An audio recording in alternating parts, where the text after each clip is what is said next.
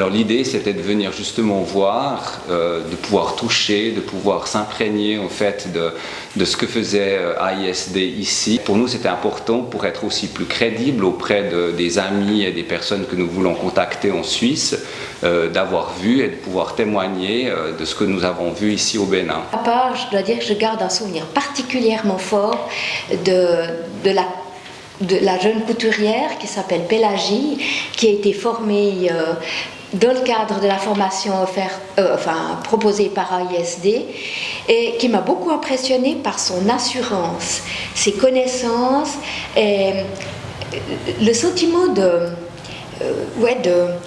force qu'il habite après cette formation, et puis de voir l'installation de son atelier, le fait qu'elle a déjà 2 apprentis avec elle, la perfection, la rapidité de l'exécution des tenues qu'elle nous a fabriquées. Enfin, moi, ça m'a beaucoup, elle m'a impressionnée, vraiment.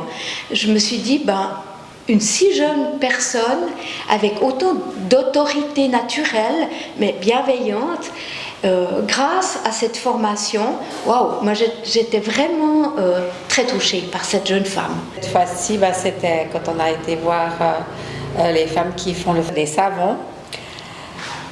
C'est déjà toute une expédition pour elles dans un grand local, et il y a de la soude pour faire le savon.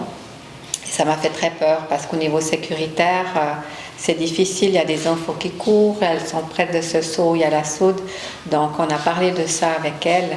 Elles sont ouvertes évidemment à tout changement qui pourrait être meilleur pour elles. Donc c'est vrai que la question de sécurité m'a interpellée.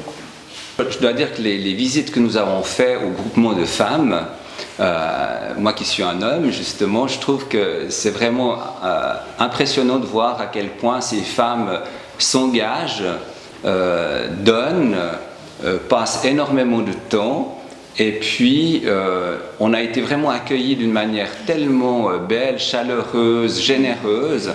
Je me suis dit mais vraiment on sent qu'il y a une force entre elles et que dans le fond soutenir ce genre d'initiative, je crois que c'est vraiment quelque chose de très bon, d'une part pour, je pense, la condition de la femme ici au Bénin, et puis aussi, si ça pouvait être un exemple pour les hommes, ça serait peut-être pas mal.